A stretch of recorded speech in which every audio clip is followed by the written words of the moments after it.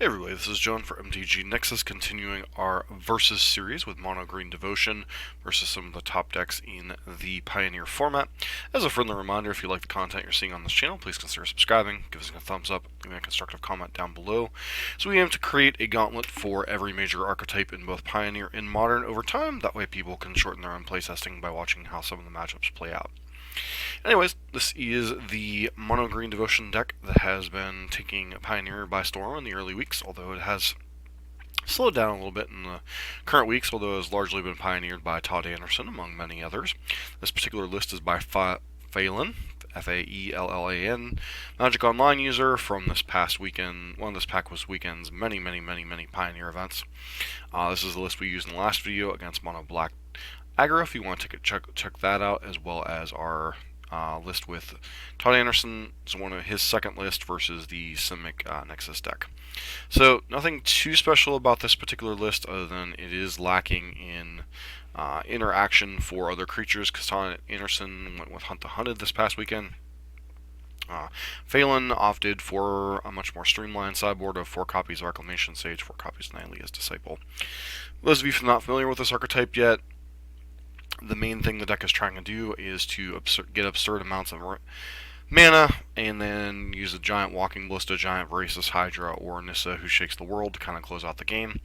You accomplish that by having 8 copies of Land of War or Elvish Mystic, and trying to get a land mana dork on 1, followed by Held Together by Once Upon a Time. Allows you to find your missing mana dork, your missing land, if you're missing, say you're opening hands like Nykthos, Land of War Elves, some other payoffs, and you're missing a forest. Once Upon a Time is kind of the key linchpin that holds this deck together, allows it to not flood out all the time. Card that many people feel will eventually be banned here in the Pioneer format. Beyond that, you have things like Burning Tree Emissary to provide you with a lot of devotion and explosive turn 2s, especially with Nykthos. Jadelit Ranger kind of helps you hit your land drops, provides devotion, kind of a nice mid-range bridge to Vivian Arcbow Ranger and Nissa Who Shakes the World. Nissa, obviously, for those of you who've played Standard, this is a very powerful card. Doubles your mana from all your forests, allows you to untap lands, attack with 3/3s. Vivian, it slices, it dices, so it gives you a pseudo removal spell in the main deck, allows you to use your creatures to shoot down planeswalkers and such. Does risk getting blown out by removal with that -3, with the +1 allows you to distribute 1/1 counters, pressure your opponent's stuff a lot better, build your board better, and then the -5 allows you to go get your game-winning creature out of the sideboard, which, depending on the matchup, Hornet Queen can allow you to kind of stabilize the board against mid-range and creature decks, and then Ulamog allows you to kind of close out the game against control decks and such, because a lot of decks just don't have answers to this once it hits the board, because there's not a lot of exile effects in the current format. Beyond that, deck is obviously utilizing both Nykthos and Castle Garenbrig, since a good majority of your payoffs are creature-based. And then with 2 X-Spells, Voracious Hydra allows you to potentially either fight creatures or to get an absurdly large threat in the mid to late game. And then Walking Ballista allows you to pressure planeswalkers, kill your opponent's creatures, and just be a fireball if necessary. Beyond that, cards like Shaper Sanctuary and Lifecaster's Bestiary for the grindier matchups, Reclamation Sage for any type of artifacts or enchantments you need, like Team of Reclamation and such, also pretty good in all the spots. Against some of the Hardened Scales decks, Nylea's Disciple for any type of aggressive decks, allows you to stay in the game long enough to start taking over the game. Hornet Queen and Ulamog being your main payoffs for Vivian Arcbow Ranger. With that said, let's get into the deck tech for Izzet Phoenix, which will be the deck we'll be facing today. So we're back with our deck tech with Izzet Phoenix. There's been a couple different variations. Still, there is no particular set what is the best version of this deck. The version I played here on the channel in a league was did not have Crackling Drakes, but had things like Brazen Borrower and Merchant of the Veil in the main deck, and I thought that was quite a nice addition to the deck. We'll see how this one plays out a little bit differently. Basically, you're trying to execute the same thing, flipping things in the ice, getting Arclight Phoenixes in the graveyard, getting them back, refueling with things like Treasure Cruise, and kind of get to the mid to late game, taking over with your things in the ice, Arclights, and then finishing the game off with your Wild Slashes and Fiery Tempers. To that end, you have things like Opt, Charted Course, Strategic Planning, and Izzet Charm to dig through your deck. Izzet Charm can double as kind of a Spell Pierce effect as well as a shock, kill a lot of creatures. This is one of the more useful cards in the deck. Wild Slash allows you to Deal with your opponent's early creatures. Also allows you to punch through fog effects if your opponent's playing a Wilderness Reclamation deck, which is kind of a nice little thing when you have Ferocious triggered by either Crackling Drake or Thing in the Ice. Thing in the Ice is kind of the linchpin of the deck. This makes you very good against creature decks. Can be hard for some decks to kill, although the premier removal spell in the format, Fatal Push, is pretty good at dealing with it. Beyond that, you also have copies of Treasure Cruise to kind of refill what you're trying to do. Main deck's pretty streamlined. The sideboard, this one's a very interesting sideboard. This particular list is by Franklin Morales, which I believe is on the deck tech on the Star City site. For things, this one has a wide variety of cards. So you have a wide smattering of counterspells, 1 Spell Pierce, 1 Aether Gust, 1 Disdainful Stroke, 1 Negate, 1 Mystical Dispute, all of which are good in different spots. Brazen Borrower, I was highly impressed by this card the last time out when we played Izzet Phoenix. This card can set back your opponent on tempo, allows you to pressure them, so it's a threat and an answer, a pseudo-answer in certain spots. Anger of the Gods allows you to deal with small creature decks, which ironically, Green Devotion, despite all of its things, can be a small creature deck, so Anger of the Gods might come in against us. And then Abrade doubles as a shatter effect, as well as ability to deal with creatures. And then Fry is pretty good in any type of matchups where your opponent has blue or white creatures. The one problem with Fry, and this has been kind of beat to death in Standard over the last couple months, is Fry unfortunately does not answer Oko, but that will not be a concern in this matchup, but it does answer things like Teferi Time Raveler, Teferi Hero Dominaria, Jace Architect of Thought, a whole lot of different things this answers. Royal Scions, this is an interesting one. It allows you to cycle through your deck a little bit more, and also has the ability to pressure your opponent with things like Thing in the Ice, Crackling Drake allow giving a trample to punch through board stalls, and then Chandra, Torch of Defiance. This can be a removal spell in certain spots, can allow you to get more mana, and it can also be card advantage. So this is in a win con in and of itself, so this is a very nice change of pace against decks with a lot of removal. These 4 often come in packages against the mid-range and control decks in the format, as you are more of a aggro mid-range deck. So that's it. Let's get into this versus match. Yeah, we're back for our first match with Mono Green Devotion versus Izzet Phoenix. And we're on the play here. This hand is, or we're on the draw? Yeah, we're on the draw here. This hand's a little bit of a clanker. Too much mana, pretty much. I think this hand is a mulligan. This hand has the opposite problem. So the question becomes, is this hand to keep? I think yes, but it is risky. Castle Garenberg comes into play tapped. This could certainly be a mulligan. I'd end up mulliganing that one. I guess that hand just had the risk of not having enough mana. This hand has a good balance of threats and mana. Just a matter of what cards to put back. I think it's one of the Once Upon a Times and either Nykthos or Vivian. So I put back Nykthos and one of the Once Upon a Times. It leads on Spirebluff Canal. We draw a Forest, which is nice. So our choices are Forest, Scavenging Ooze, Castle Garenbrig. I think Garenbrig's the take here.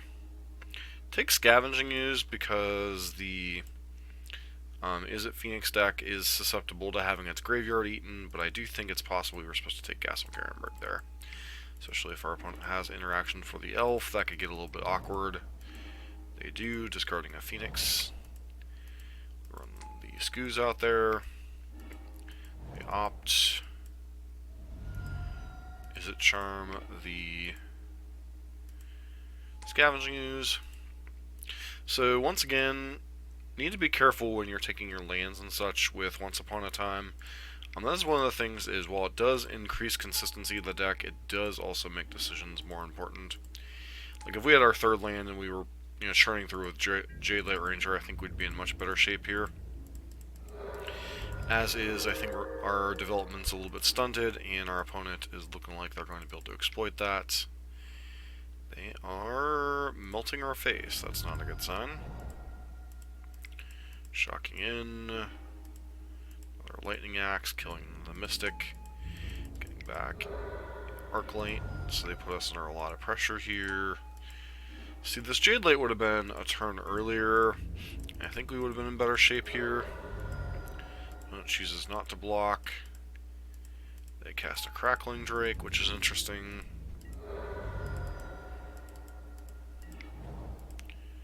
We get to Hydra here. So this is an interesting choice, right? We can Hydra and kill Arclight and potentially stay alive. We could Hydra and kill Crackling Drake and Kraken for 5 here. Or try to kill Thing in the Ice, but then we're just pretty much dead if they have any type of spell. So I think I choose to fight the Drake here. Kind of hoping they work on spells for a turn, which obviously isn't very likely. And then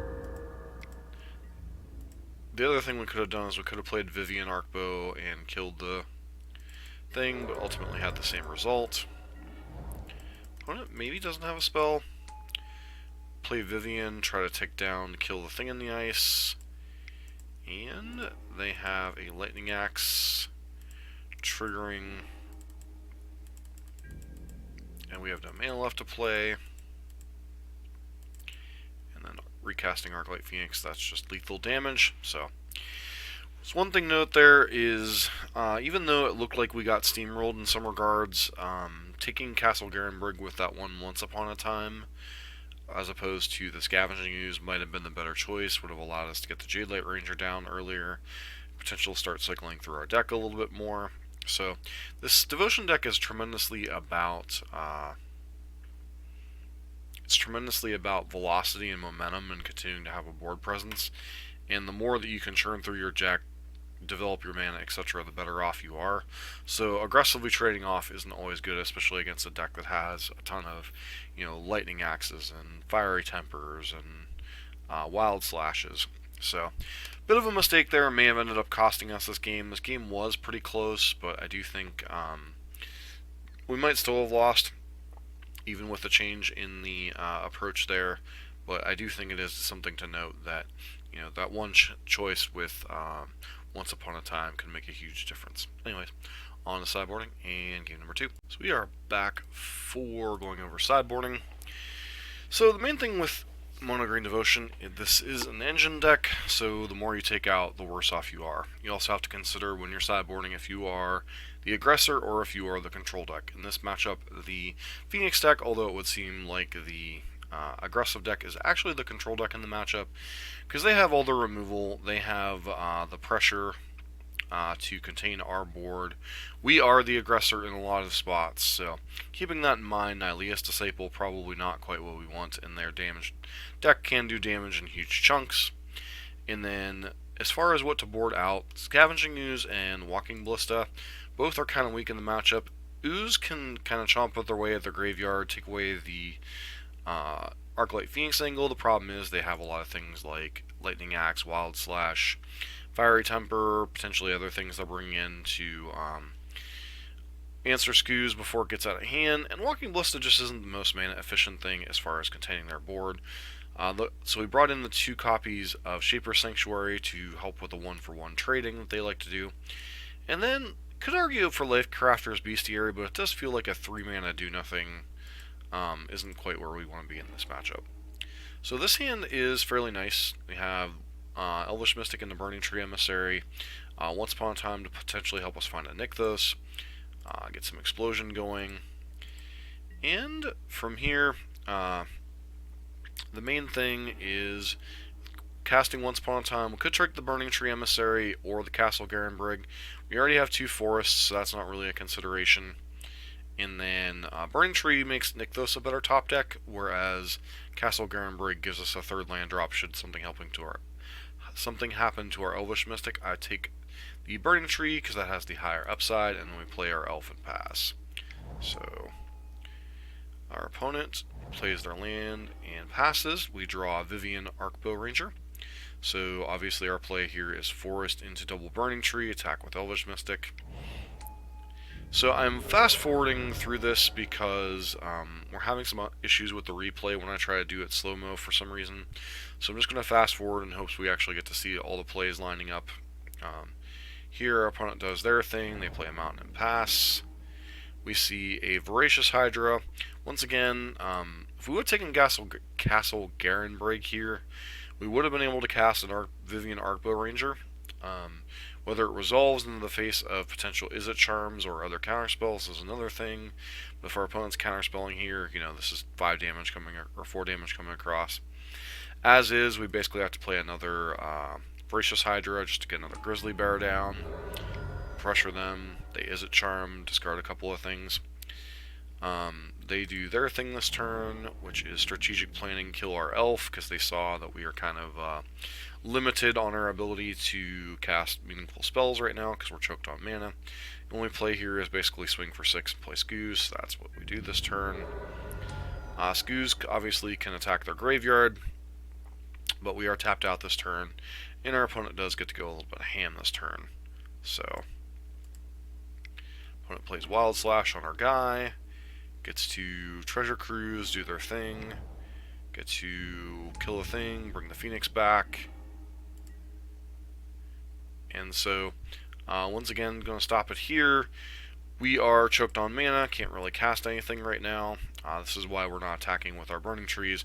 Previously, when I do this, the Arclight didn't pop up, so I think there's some issue with once you cast a Delve spell, it looks like, is what the issue is here. But we couldn't attack with our Burning Trees and this Arclight because they can just bring it back. See if this thing will work now. Attacks with their Arclight Phoenix. They cast a Chart a Course, play a thing in the ice, pass the turn. We finally get to start rolling with lands, hit a couple lands off the Jadelight Ranger. Feel free to attack into this, because they're not going to flip their thing this turn. So, opponent draws 2, gets a Fiery Temper. I think they're missequencing things here a little bit, but they are doing damage to the face. They do an opt, flip the thing, deal us some damage here, put us to 7. We get to kind of reestablish our board with some Burning Trees into a Jadelight Ranger, which allows us to dig a little bit deeper. Another Jadelight, put that in the yard. The problem is we are now kind of vulnerable to what our opponent's doing. We have to chump block here, because otherwise we're dead. And they do nothing here, which tells us they have spells. So I could make some mana with Nykthos. So that would have generated 4. I think it was correct to actually activate Nykthos first. And then go ahead and swing in here. Opponent obviously has to have something or they die. Opponent takes 2. Cast a Walking Ballista, so that shuts off their pain lands. They go ahead and Fiery Temper us. Looks like they're casting another Treasure Cruise. Discard some Phoenixes, play that, get the Phoenixes back, and then they kill us. So, kind of frustrating.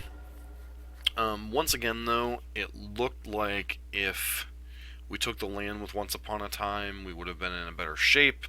So, even though it looked like we kind of got stuck on lands, we did have a meaningful decision with that Once Upon a Time. If we would have taken the Castle Garenbrig, we probably would have been able to, drop a Vivian that one turn even before they killed our Mana Dork, and then we would have been able to play that Jadelight a turn earlier, which maybe that would have bought us enough time to get back into this game, potentially deal them the last couple points of damage.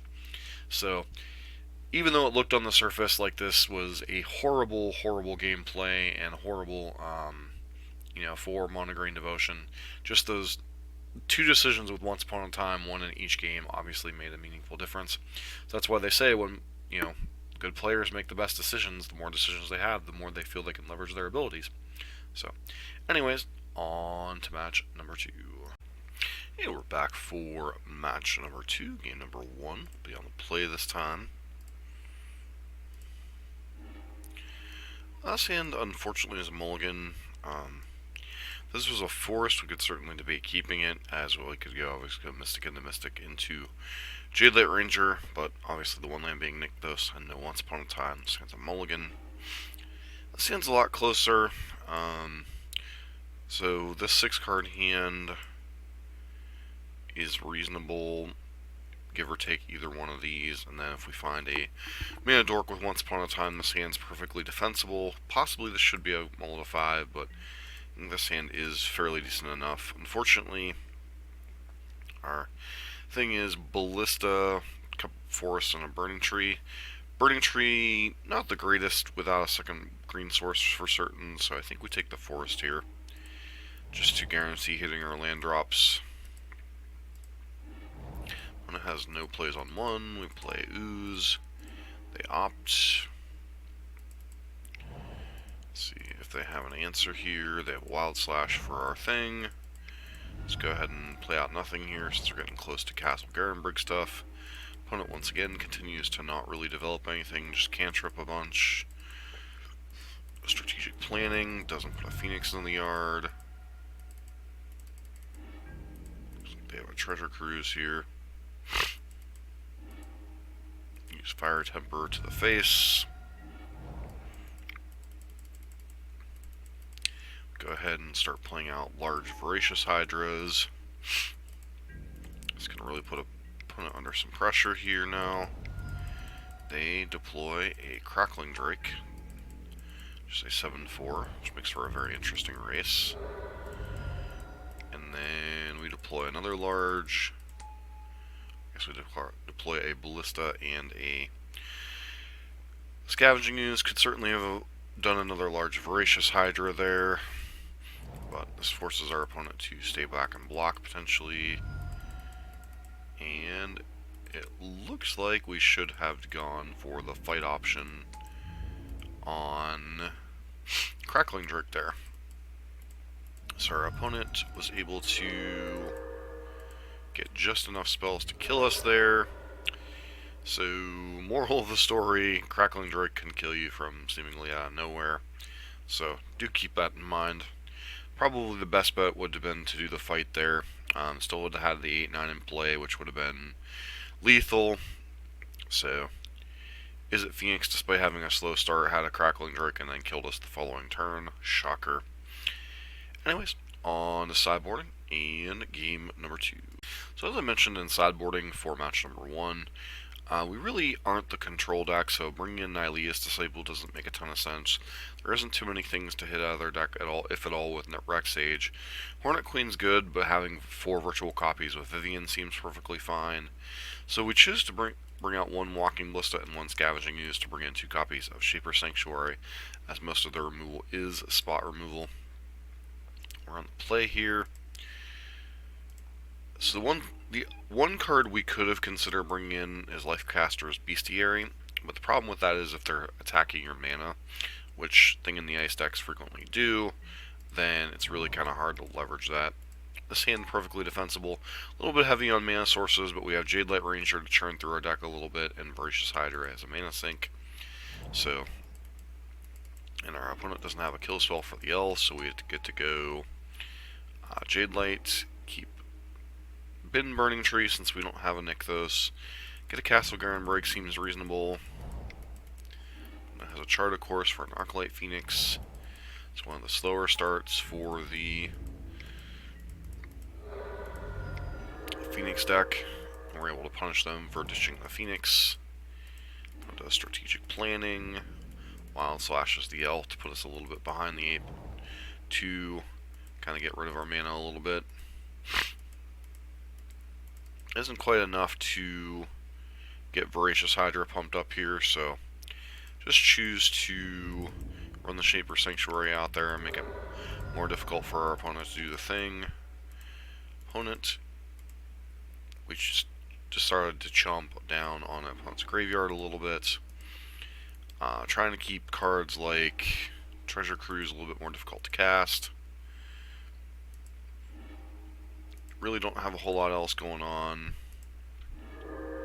It's possible I shouldn't be doing this right here, and I should hold up an activation to put the Ooze out of range of a 3 damage spell. But for now, our opponent does the thing. We activate Nykthos, or activate Castle Garenbrig actually, to go ahead and kill Thing in the Ice. This is our deck doing what it does best, because our opponent doesn't have quite enough disruption. And then Fiery Temper kills one of our dudes, we get to draw a card, and then they concede. So here we got to see our deck having one of its solid but not like busted draws, and watching the Phoenix deck kind of do some floundering. We were really close to winning game one. If I would have used the Voracious Hydra to fight their Crackling Drake in game one, I think we would have won game one. And then game two here, we saw what happens when the Phoenix deck doesn't have a threat right away and they're just kind of floundering, which that deck is prone to do sometimes, having played it quite a bit in both Modern and Summon Pioneer. So, obviously, our deck's a little bit more consistent. Both decks are extremely consistent at what they do, but both decks can sometimes take a little bit of time to get rolling. So, it is interesting to see here sometimes that even Izzet Phoenix, despite its cantripping, has some fail rates too. So, anyways, on to the third and deciding game three. Maybe we'll get a win, even though my mistake with the Voracious Hydra certainly could have led to a win here in game number one, and we would have won the match. So, on to game number three. We are back for game number three, and the hand's pretty good. We are very, very, very mana heavy. Only one true kind of payoff in this Vivian Arcbow, but I think that's perfectly fine. Opponent leads on Shivan Reef. So we go Once Upon a Time, see a Nykthos, a Voracious Hydra, and a Forest. I think it's between the Hydra and the Nykthos here.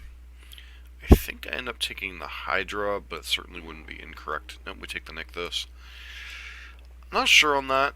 We already have a ton of mana, and it's possible our opponent could have something like Anger of the Gods or something, but at that point, does it really particularly matter? Opponent has the Wild Slash. Nothing on 2. We go Nope. We go Dork into Dork. Opponent has a Izzet Charm, discarding a Phoenix. Showing us Ether Gust, which is interesting. Certainly a card that could slow us down. Go ahead and run out Burning Tree, into Vivian. So our opponent doesn't have any interaction despite pitching an Ether Gust, which I find interesting. Then we run out the Scoos here. Opponent uses Fire Temper to kill Scavenging Ooze, because that's the thing that can most affect their game plan. But once again, they're kind of trying to play the control game, but don't have enough interaction here. They kill a land, kind of curtail our mana production a little bit, but this is, opponent scoops it up. So despite having 1, 2, 3, 4, 3 pieces of interaction and a fourth one they could have potentially used as interaction, looked like they just didn't quite get off the ground, have enough spells to cast or whatever, so it looked like they were churning through their deck a little bit. So we definitely could have won a straight up fight against Izzet Phoenix, so the matchup isn't hopeless, but they certainly have the tools to stymie our, relying on 1 mana dork draws, etc. So this draw was certainly probably on the upper end of what the deck is capable of. Didn't have a truly busted like Burning Tree draw or anything, but still turn 3 Vivian, turn 4 Nissa, turn 5 game's basically over. So the Devotion deck can have some really good draws, and this was certainly among one of them. So I think the takeaway for the first 2 matches is decision points matter, even in a deck that seems as relatively simplistic as Green Devotion. We had a couple different choices with Once Upon a Time that maybe could have yielded different results in match number 1, and then this match, obviously, we had the choice with the Voracious Hydra that could have killed the Crackling Drake in game 1 and allowed the Phoenix deck to steal the game. Anyways, on to our third and final match. We are on the play for match number 3, which is obviously nice.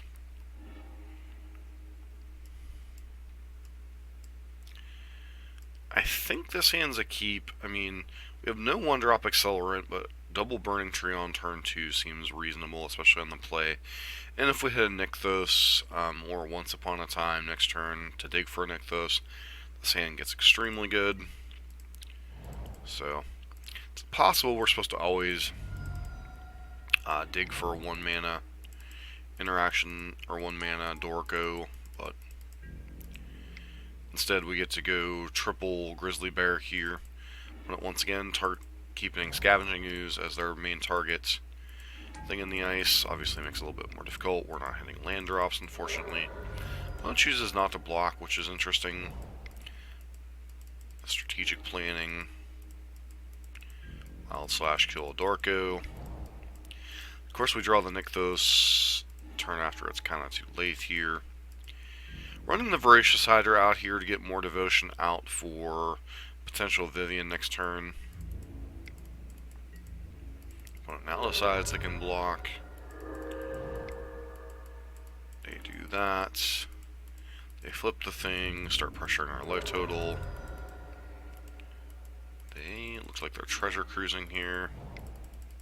We get to go Burning Tree into Voracious Hydra again. So, choose not to block this turn to keep our devotion high, but our opponent has another Crackling Drake, and they have a Wild Slash to follow up. So, use the Vivian to kill their Drake, but then we have to chump block with Voracious Hydra. And then, really don't know how we get out of this here. Another Crackling Drake. You know, have to cast once upon a time, find something, but we're just dead. So, stumbled a little bit there. Didn't find our third land drop, didn't find a Nykthos for a little bit. So despite the, double Burning Tree and the Scavenging New Start, they did have, a couple pieces of early interaction to kill our guys. Those are the kind of draws that, you can't afford to miss a beat against Izzet Phoenix when Izzet Phoenix is sitting its draws. And, turn 2 Thing in the Ice is pretty much their draw, so, would have been interesting to see if we could have gone good draw against good draw, as opposed to some kind of petering out after our really good turn 2, but, it happens anyways. Anyways, on to sideboarding and game number 2. This time I decided to be a little bit different with sideboarding and board in 2 copies of Lifecrafter's Bestiary. I'm still not entirely sure the card is good in the matchup, especially as kind of not really grindy the matchup can get. Certainly there's a lot of removal spells being thrown around, but the Phoenix deck between the Drakes and the Things in the Ice tends to close out the game fairly quickly when they have a threat, so not always the time to dirtle and play around with that.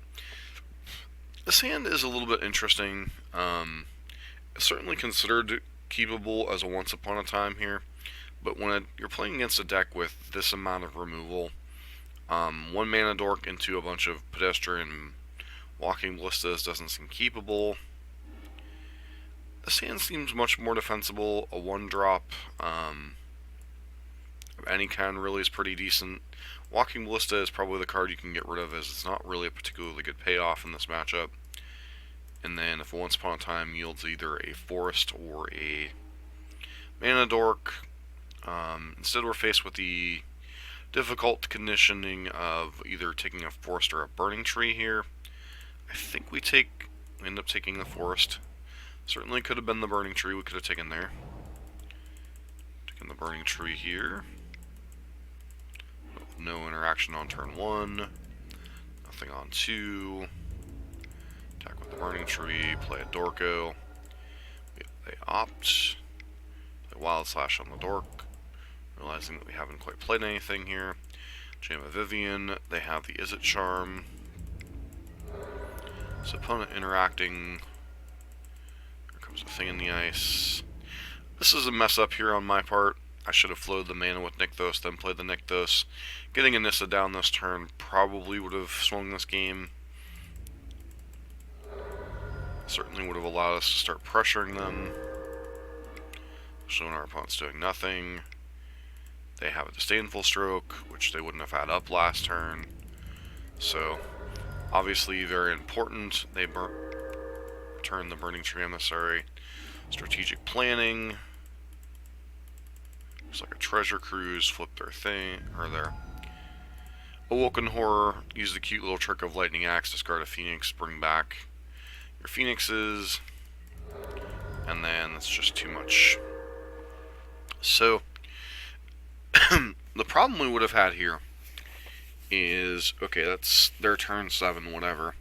So if we would have been able to get the other Nissa down underneath their Disdainful Stroke, I think we would have been in decent shape to pressure them. So once again, small decisions, small misplays cost us another potential game, although I still think this kind of pressure probably still would have won them the game, and that Lightning Axe could have been aimed at a creature rather than the Awoken Horror itself. So, interesting. Little thing, one of the takeaways is obviously Devotion can compete with, a deck full of removal. And little things matter, like the little decisions, like mistake with the Nykthos here, the not fighting the Crackling Dreg last round in one of the games, and then in the first round decision to take a land or a creature with Once Upon a Time. All the little decisions in Magic potentially matter. Sometimes you feel it's still the right decision in hindsight, based on the numbers or whatever, but sometimes just, taking a look at the little decisions is one of the big takeaways you can get from playing Magic. With that, we'll be back here in a second with the wrap-up. So I have a couple takeaways so far from the various matchups we've played. Obviously, at this point, we've played against Nexus, Mono Black Aggro, and Izzet Phoenix, all of which are decks that have either a large amount of disruption and pressure, or the ability to kind of blank what this deck is doing. I think the big takeaway is, regardless of what strategy your opponent's employing against Devotion, Devotion is very consistent, provides a very turn 5, turn 6 kill. Not the fastest in the format. There are decks that are capable of turn 4 kills. Things like Kethos Combo, things like Mono Red Aggro can be capable of turn 4 kills. I'm sure there are some turn 4 kills out of the Mono Black Aggro deck. There was turn 4 out of Cat Combo before it got banned. But I think the consistency of a turn 5 kill potential with a snowball effect is always nice. One thing when you're dealing with an engine deck, and make no mistake about it, Devotion is an engine deck, you're susceptible to disruption plus pressure. You're susceptible to your payoffs getting blown up, countered at the right time, etc. But the deck's still very powerful and consistent. As long as the card Once Upon a Time's in the format, I think Devotion's going to be one of the top decks in the format. A lot of people play the deck, but I don't think it's too overpowered at this point. I think the big takeaway is the format's adapted to the deck to a large degree. The deck is very powerful, but even in something as powerful and relatively simplistic as Mono Green Devotion, the decisions matter. I mean, you saw, even throughout these 3 matches, there was like 4 different decision points that if a different decision was made, the deck could have performed even better than it did. So the takeaway is, even though it lost more games than it's won, there were like 4 decision points that swung 4 of our lost games. So, anyways, I want to thank everyone for hanging out today. Don't forget to subscribe if you like to see these Gauntless matchups, as we're trying to kind of create a very large repository of information for people to check out matchups. Maybe people don't have time to do all their own playtesting and such, get an idea of how certain matchups play out. We're going to be doing this hopefully for just about every major deck in Modern or Pioneer over time. This is a project that will take time, and it's kind of my vision for the rest of 2019 and into 2020, and I hope it's helpful to you Magic players out there. This has been John for MTG Nexus. Hope everybody has a great day.